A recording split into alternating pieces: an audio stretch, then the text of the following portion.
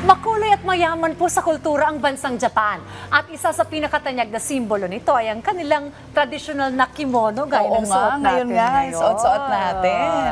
At ngayon po ay pag-uusapan nga po natin ang kasaysayan at kwento sa likod ng kasuotan na ito at kung paano nga ba ito dapat sinusuot. Makakasama natin para dyan si Myla Villa Gonzalo Chutaichi, Business Tourism Ambassador International 2020, Japan Creator at Director ng International Foundation of Women. Good morning po at welcome po sa Rise and Shine Magandang gabi, magandang araw, umaga sa inyong lahat. Kohayo gozaimasu minasan sa aking mga kababayan sa Japan at sa iba-ibang panig ng mundo. Kimono, connecting Kimono Philippines, Japan to the world. Ohayo gozaimasu. Ohayo gozaimasu. Okay, tell us about yung kimono culture sa Japan. Yes. Ano a little history about it at significance ito sa kultura ng bansang Ang Japan? kimono culture is same sa parang Pilipiniana sa atin. Ito yung talagang kultura ng Japan na talagang yung iniingatan. Kaya very sila yung aalagaan mo kailangan kung paano ang proper na pagsusuot ng kimono. Okay. Yeah. I wanna know po, ano naman po yung mga okasyon na ginagamit ang kimono? Kasi kanina nabanggit nyo, ito po nga kasuotan natin ngayon, ito yung summer, Summer kimono. Okay. So may May iba't iba't iba ibang palang klase. uri ng kimono. At gaano po ito ka-espesyal sa mga Japanese? Ang kimono ay depende sa okasyon. Ang kimono ay may wedding kimono. Mayroon tayong, pag nag-20-year-old ka, yung debut sa atin, 18, yung mahaba ang kimono. Yung wedding kimono, yung makapal na parang geisha na sa buhok na gano'n. Okay. Yung puriso din naman na tinatawag ay yung mahaba ang pinakaganto niya. Ganun. Meron tayong tinatawag na formal kimono, yung wedding tomisode. Tomisode ang tawag doon. Yung pag nanay ka, ikakasal yung anak mo, kailangan nakaitim ka na kimono. Formality, and then yung formal kimono. Then, maraming klaseng kimono, depende sa event na okasyon na dadaluhan mo. So, iba-iba ang presyo niyan, depende sa kimono, silks na isusuot mo. Yung ipinaano ko sa inyo, ay, Itong suot that is namin. summer kimono. Mainit kasi sa Japan, kailangan ang texture ng tela ay manipis din. Ito ay summer kimono talaga, manipis pinasadya na talaga. Yung sa inyo, yukata. Yukata means summer kimono. Ito yung talagang kimono na manipis lang pagdating sa pagsusuot. Kasi mainit sa Japan, kaya kailangan manipis lang din ang layer pag sinuot. Okay, ano naman yung furisode? Yung purisode, yung mahaba. Furisode, okay. Na maganda siya talaga. Yung pinaka-obi niya, ang buhay ng kimono ay nasa obi. Ito yung obi tinatawag. Yung parang belt po yes, ng yung belt na kimono. maganda na 1 to 45 lesson mo yung pagsusuot mo ng OB sa likod at sa harap. Pag nakalimutan mong isuot yun, hindi mo na magagawa yung pinaka ng OB natin. Kasi kahit maganda ang kimono mo, pag ang OB hindi mo kabisado, hindi mo maisusuot, hindi mo mabibigyan ng justification ang kimono. Okay, baka mas Oo. maganda isuot mo I-demo na demo natin, no? Kasi napag-usapan na natin yung colors and design. Oo. Ngayon naman ipapakita natin yung sinasabi ni Ma'am, paano nga ba ito isuot. Tara Sige, Ma'am, may gawin mga po iba ka natin. pang may Okay. mga Yes. dala-dala dyan. Si Meiji siguro yung ikaw magiging gagamitan ano, natin dito ng tayo. Okay. kimono. Tsaka pakidemo po sa amin. Yung tamang proseso. Ito yung tinatawag na kimono. Okay. Yan, kimono. Ay, gozaimasu. So, ipapakita ko po sa inyo kung ang step by step kung paano isuot ang kimono. Para pag gusto ninyo magsuot ng kimono, pwede po kayo sa sarili niyo. Ito po yung pinakamadali. 3 minutes lang ay makakapagsuot ka 3 na ng minutes, kimono. okay. So, pwedeng umangel ka rito. Yan. Okay? Ito So ang napapansin summer din, ay may kimono. suot tayong parang socks or medyas. Ano po tawag dito, Ma'am? Ayan, ano yung tawag dito is tabi. Ito, kusuchita tabi. Ang tawag niya. Oh, yan. Ito is kimono.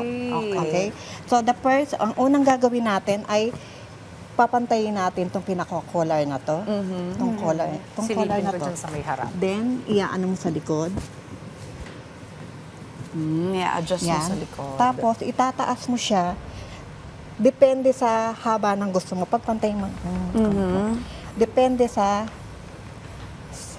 haba ng gusto mo. So, ngayon, ang gagawin mo, ang kimono, kailangan lagi ka nasa kanan. Aso ng kanan mo? Yes, lagi nasa kanan. So, i-adjust mo ang kimono, pag ganyan, para masukat mo kung gaano haba ang gusto mo. Okay. Okay. Dapat ba hindi sa science sa floor or Yeah, pero kasi mas maganda, ang formal is So mahaba it's like siya. adjustable, depende sa okasyon. Yes. Pwede mong gawing mahaba Yes. or yung sakto So, lang sa... yan na. At Okay. ang kimono, lahat ng kimono, either summer o formal o informal, laging nasa kanan ang ano niya. Kasi may sinusunod tayo na procedure talaga. Okay. So ito yung tinatawag na yung tali himo. Himo ang tawag diyan. So itatali mo yan sa katawan mo. pwede niyong gawin sa inyong sarili? Pag nagpupunta ka ng Japan, yung mga tourists nagsusuot ng Oo. ganyan eh. Diba? Tapos Pero kasi yung magpipicture-picture. iba, hindi kumpleto ang pagtuturo mo sa Japan pag hindi ka nakapagsuot Oo, nito.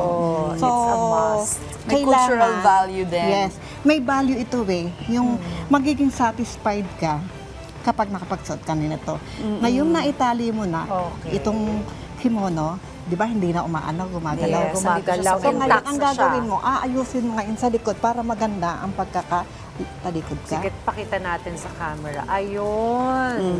Ipaplat mo siya ng paganon para maganda ang pinakaano niya sa likod. Pantay, di ba? Oo. Pag tiningnan mo siya, diretso ang guhit niya dito sa likuran niya. Okay. Very Okay? precise. Okay. Wala nga lang eli yung sa'yo na, pero yan. Di ba? Yan na. Okay, Ngayon, after po niyan, aayusin mo rin sa harap. so both sa likod at harap Yes. ayusin mo. Parang ini-insert mo yung Yes, kimono. yan. Alam mo, it reminds me of our Philippine malong. Yung malong, ang dami mo rin pwedeng Tapos gawin. para no? maganda, kasi laging iingatan, pag tinatawag, ito yung sa LD na collarbone talaga na, kailangan hindi siya kita yung pinakaano rito. And Yung then- inner, ay ganun Then, ba? kailangan susukatin mo yan. May sukat? And then, ipopold mo dito pag medyo mahaba. Para maganda ang pagkaka... Okay. Ganun pala ka-detalyado Dapat ang yung pagsuot kimono. nitong Yes. kimono. Kailangan detalyado. Okay. Kasi may So, sukat. tingnan mo, kahit wala pang tali, ang ganda na ng pagkakaano niya. And Tapos, then? ito yung pinaka magpipix ng kimono mo para kahit anong galaw mo ay hindi siya matitira. Okay, so ipagpapatuloy natin itong pagsusuot ng kimono ni Meiji kasama pa rin si Miss Myla para mas matutunan natin yung tamang pagsusuot nitong kimono. Actually, si Miss Myla yan ang first Filipino kimono teacher. Okay, so mamaya ipapakita natin yung final look Yes, ni ang Meiji final sa look ko. kanyang Final kimono. result. But meanwhile, I would like to thank Miss Myla at papakita natin mamaya ang final look ni Meiji. Thank you, Miss Myla, Thank you, for thank you sharing very with us and much. visiting us this morning. Alright, ito na nga Thanks, kasalukuyang Profi. Ang ganda. tapos na ang ating kimono from by Ma'am Myla. Myla. Thank you very much ang po. ganda. Napakaganda. Yes. Okay, anong klaseng dito summer kimono? Chocho ang tawag sa OD na design. Chocho, okay. Chocho is butterfly. Chocho. A butterfly. Okay. Yeah, butterfly. Ang ganda. Uy, it's a sign. Baka kailangan na Ito magpunta na, ng Japan. Mag-manifest na tayo. Totoo. Alright, thank you once again, Miss Myla. At tuloy-tuloy pa rin po ang ating balitaan at kwentuhan